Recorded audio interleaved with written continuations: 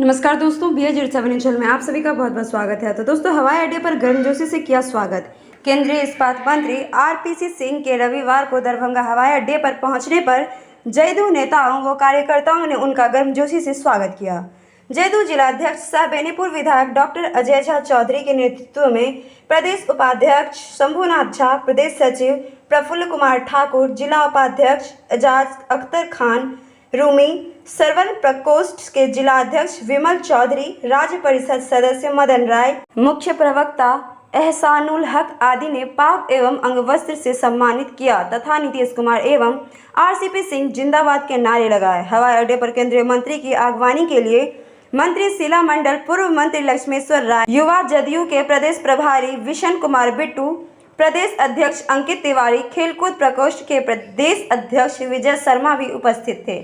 युवा जदयू जिलाध्यक्ष राम शंकर सिंह, प्रदीप महतो, माधव झा, अभिषेक कुमार झा, गौरव राणा आदि ने भी केंद्रीय मंत्री का स्वागत किया।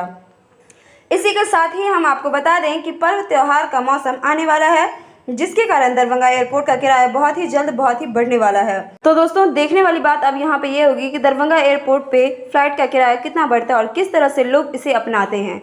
तो दोस्तों, ये था हमारा आज का अपडेट और इसी के साथ हम मिलेंगे आपसे साथ ही दरभंगा एयरपोर्ट से जुड़ी हुई तमाम खबरों के लिए आप हमारे चैनल पे बने रहें। शुक्रिया।